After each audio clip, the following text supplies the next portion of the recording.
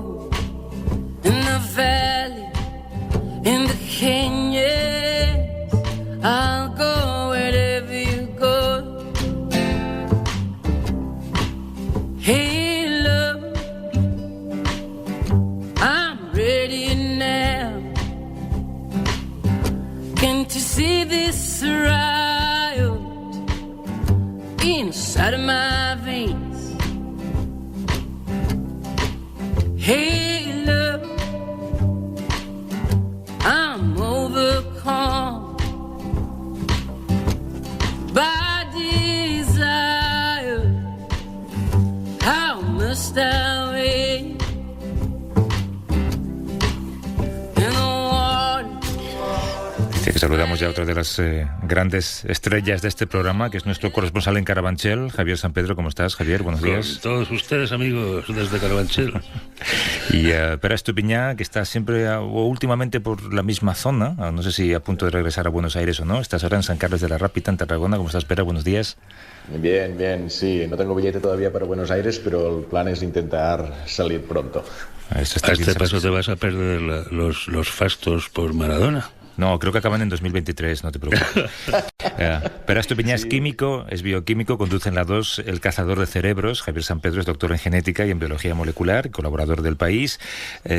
Y tenemos que hablar, lógicamente, porque nos dedicamos a lo que nos dedicamos, de estas medidas que se han acordado en el Consejo Interterritorial de Salud para los encuentros en Navidad.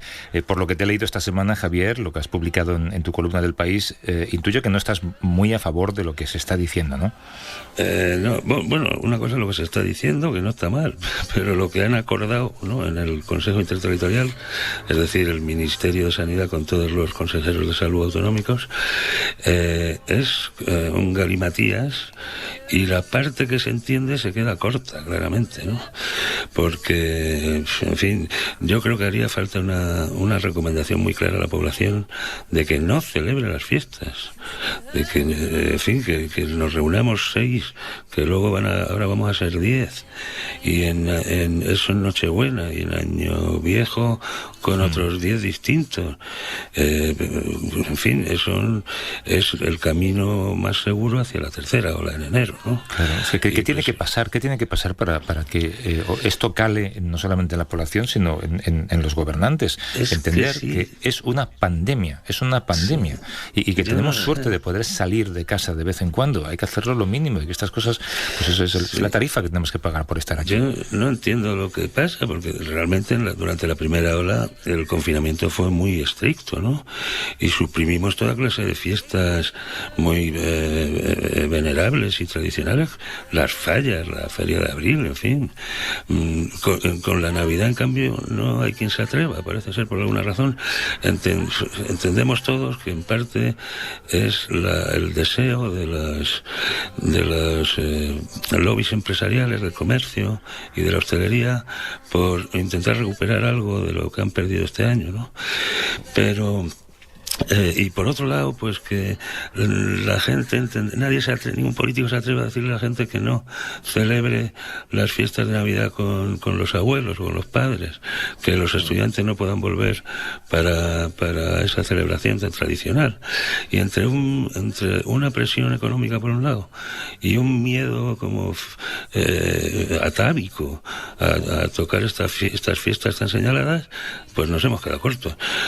También es verdad que luego, después de haber acordado ese documento, si escuchas al ministro y a los consejeros, lo que después de firmar eso, están recomendando a la población que no salga, que no se mueva y que no haga reuniones, ¿no? O sea que las recomendaciones van en el sentido correcto, pero el documento al que nos podremos agarrar para saber si podemos ir a un sitio o a otro y con cuánto nos tenemos que juntar, pues se queda corto, y es la vía de entrada hacia la tercera ola. Y la economía, cuantos más casos haya en enero y mayor sea esa ola, la economía sufrirá más, no menos. Nos llama la atención, estando como estamos, ya viendo un poquito de luz al final del túnel, ¿no? Hace unos días, por cierto, conocíamos que solamente un 1,45% de los enfermos por coronavirus han podido usar la aplicación Radar COVID para comunicar su positivo. Yo no sé aquí dónde está el fallo. Es verdad que hay problemas de instalación, no es compatible con todos los sistemas operativos inferiores a un determinado nivel, en Android y en iOS. Entonces, yo no sé muy bien qué se está haciendo mal, pero se nos vendió como que esto era una de las herramientas para salir de aquí, ¿no? Sí, bueno, y podría haberlo sido. La verdad es que claramente no ha funcionado.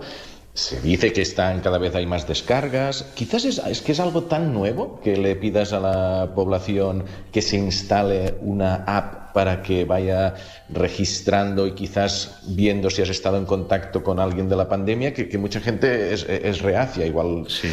No sé, tiene cierta desconfianza. La verdad es que yo he preguntado a personas, es decir, oye, si la llevas, poquísimas personas, creo que en total hay un 14% de la población que se la ha descargado.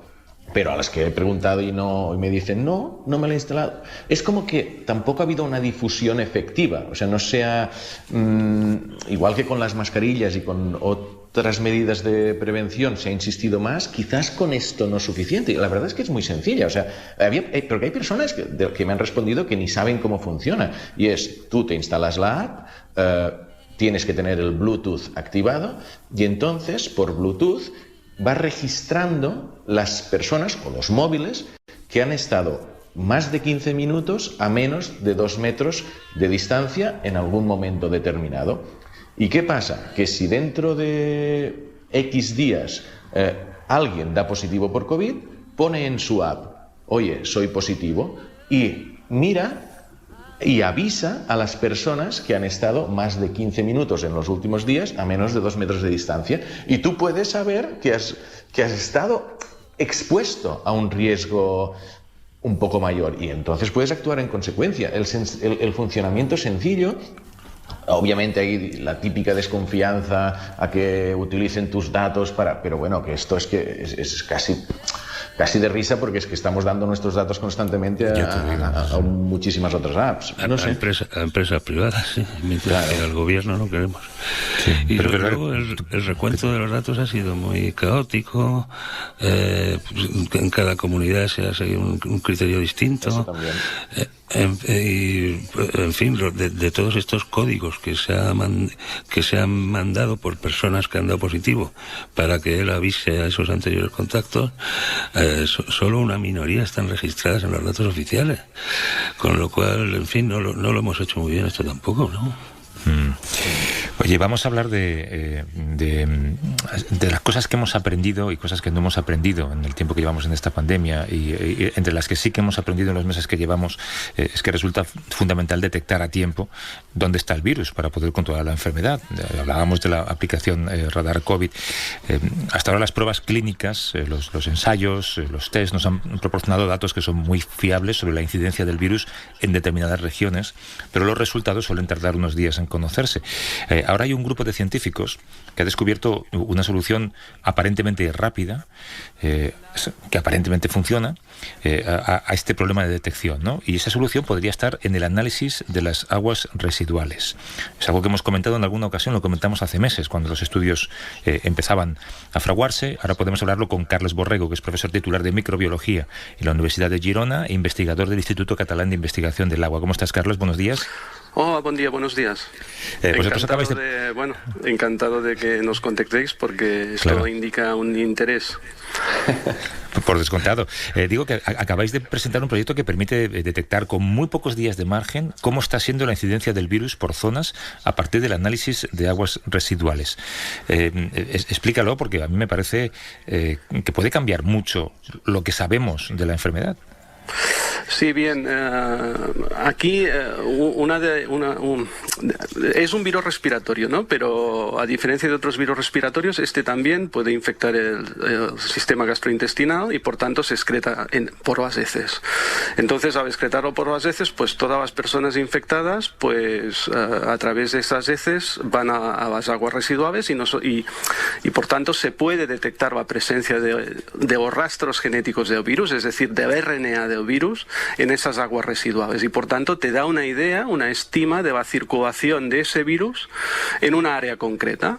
Y en este caso, no solo nosotros, de hecho es un programa basado en epidemiología de aguas residuales, que es un concepto y una disciplina que se conoce ya desde hace tiempo. Pues permite, como digo, un poco trazar la circulación del virus y conocer el impacto que el virus tiene en una área determinada, que es la área asistida por la depuradora en concreto que tú estés analizando. Logísticamente es posible hacerlo, es posible analizar las aguas residuales en zonas relativamente estrechas para poder saber dónde exactamente hay más incidencia. Sí, ahora mismo la mayoría de iniciativas que utilizan este sistema se realiza el análisis a la entrada de una depuradora concreta. Claro, esta depuradora concreta recolecta agua residual de uno o varios municipios y por tanto es, áreas con bastante grandes. Pero esto se puede hacer también aguas arriba, e incluso se puede sectorizar, por ejemplo, en un mismo municipio por diferentes barrios, o incluso ir a buscar edificios concretos, por ejemplo, el agua residual que sale de un hospital, una residencia de ancianos, una prisión, una residencia de estudiantes, etcétera. Y a diferentes niveles de detalle puedes tener una visión de si el virus está en esa área concreta. Por tanto, sí, se puede hacer a diferentes escalas, sí. Y imagino que lleváis ya tiempo haciendo medidas. ¿Vais encontrando la correlación entre lo que veis vosotros en el agua y lo que los test en los hospitales van diciendo? Sí. Es decir, sí que hay esta correlación. Incluso podéis anticipar a veces que va a haber un poco de más contagios o menos. Esta correlación existe porque evidentemente a más señal en el agua residual esto implica más personas infectadas y por tanto excretores, pero la traducción directa entre concentración en el agua residual a pacientes infectados, esto es muy difícil. Sí que existen correlaciones, pero se está trabajando para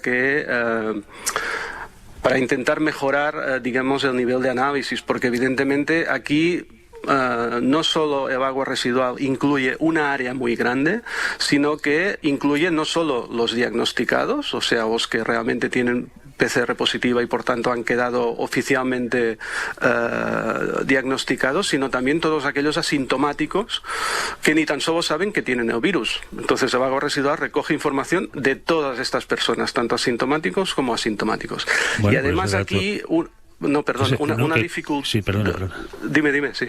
No, que ese dato es muy útil, ¿no? Saber cuál es el total de positivos y asintomáticos. Exacto, pero además aquí hay una dificultad añadida, que es que, primero, no todos los infectados excretan el virus, más o menos los diferentes estudios son un poco variables, ¿no? Pero más o menos un 50% excretan el virus, no todos lo excretan a las mismas cantidades, por tanto también hay una gran variabilidad, y además una cosa más importante es que una persona que ha sido infectada, que ha dado positivo, cuando después su PCR es negativa, aún puedes seguir excretando el virus en heces por 2 o 3 semanas. Por tanto, además aquí hay una inercia en el agua residual que no solo te permite, por un lado, quizá anticipar, porque incluso antes de manifestar síntomas ya estás excretando, sino también después, una vez estos son negativos, continúan excretando. Por tanto, para hacer estas correlaciones se tiene que tener en cuenta todas estas variables, además de las propias que tienen que ver con el propio sistema de alcantarillado,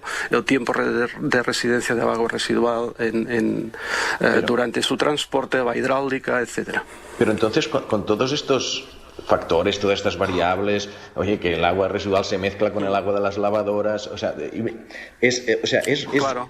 Es útil, o sea, no es que quiera amenazar tu trabajo, pero lo ves algo tan complejo que dices, bueno, a ver, si hay tantos factores involucrados o sea, ¿para qué va a servir realmente, ¿sabes? Bueno, sirve básicamente Hay dos utilidades. Una es que sin necesidad de hacer test individual a todas las personas te da una estima integrada de todo lo que está ocurriendo en un área concreta, que es el área asistida por esa depuradora concreto si vas a nivel de depuradora, ¿de acuerdo?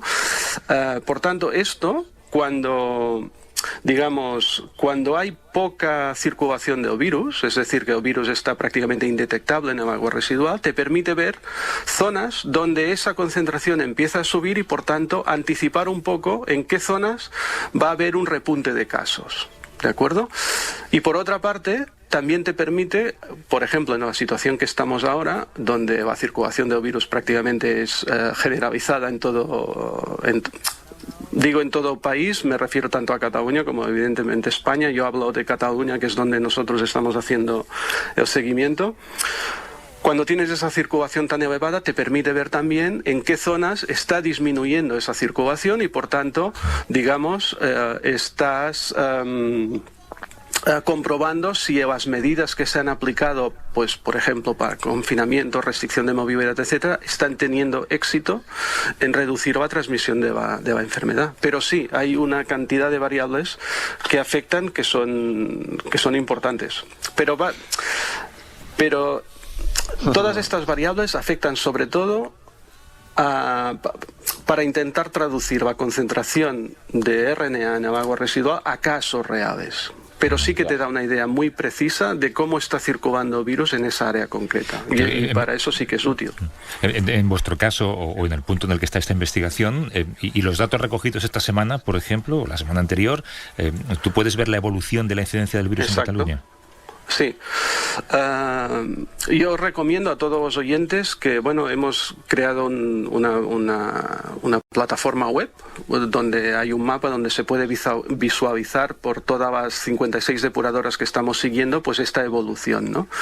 Y lo que estamos viendo ahora es que, la situación es bastante estable dentro de la gravedad, porque si vais a la página web, que es sarsaigua.icra.cat, se ve un mapa con diferentes colores y cada color tiene que ver con una concentración del virus en el agua residual, ¿no?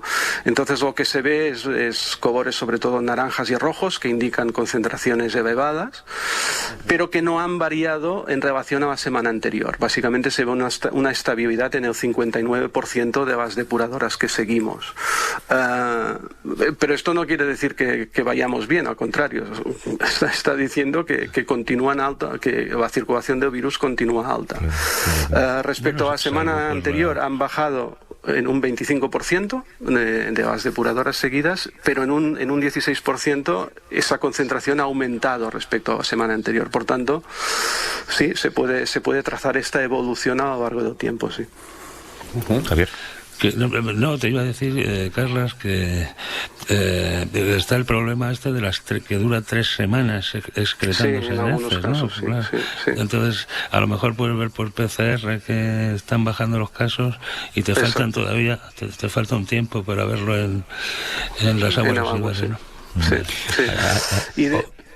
Y de hecho, claro, cuando hace 2 semanas se empezaron a abrir restaurantes, etcétera, se empezaron a rebajar un poco las medidas de confinamiento aquí en Cataluña, claro, supongo que se esperaba una bajada proporcional, ¿no?, a esa rebajación, ¿no?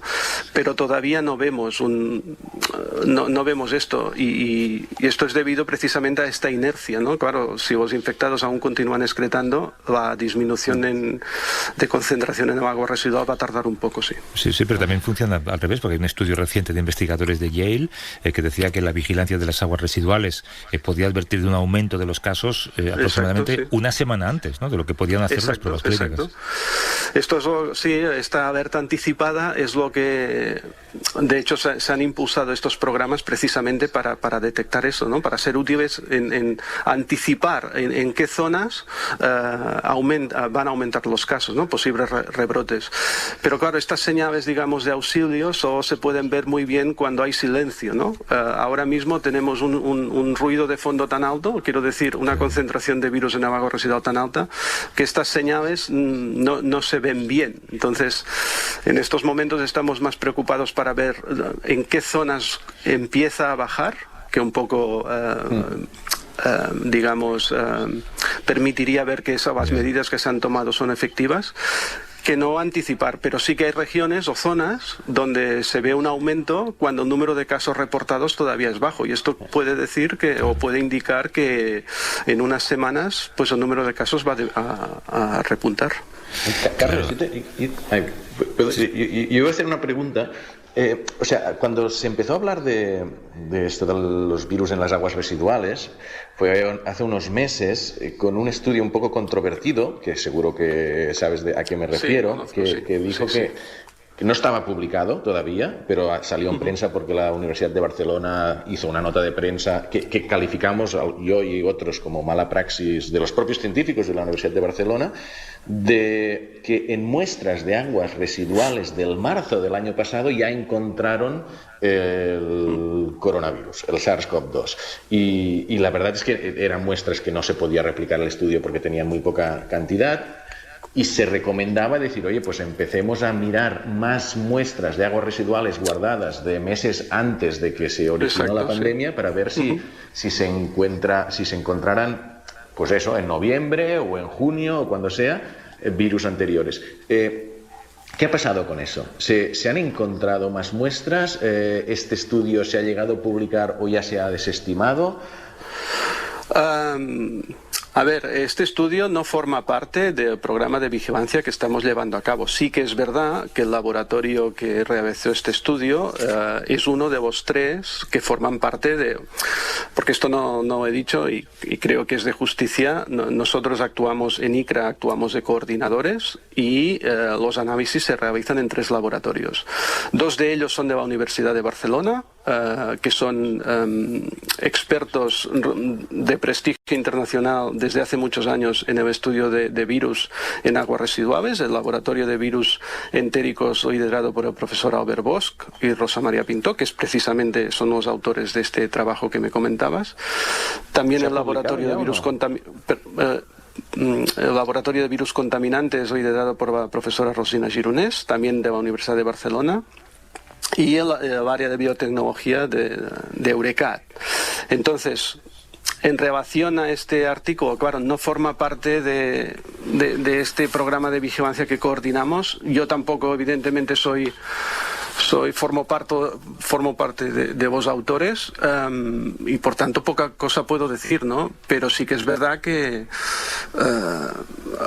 ¿se han publicado más artículos diciendo que sí que había muestras de virus meses antes de... En muestras tan antiguas no, pero en Italia sí que es verdad que el grupo liderado por Giuseppina Barrosa, que es una de las mayores expertas en virus en Italia, detectó ya en diciembre de 2019 señales del virus en aguas residuales, creo que en Milán, y no recuerdo, no sé si en Roma, pero en Milán seguro. Entonces, en diciembre sí. Pero no conozco otros artículos. Hay cierta controversia sobre esto. Quién sabe si dentro de unos años se llamaríamos para hablar de ciencia ficción, ¿no? Y de repente hay detectores de este tipo de aguas residuales instalados en los domicilios particulares. Y mira, sería una manera de conseguir hacer la prueba en casa, ¿no? Carles Borrego, que es profesor titular de microbiología en la Universidad de Girona, investigador del Instituto Catalán de Investigación del Agua. Carlos, mil gracias por las explicaciones. Un abrazo y suerte. Muchas gracias, y si me permites, ha sido un placer compartir el espacio con estos 2 grandes divulgadores, porque os sigo desde hace años a través de sus artículos y libros, y para mí ha sido también un honor. Gracias, Carlos. Pues muchas gracias, Carlos. Y a los honorables Javier San Pedro y Pere Estupiñán. Abrazos, compañeros. Adiós. Abrazos.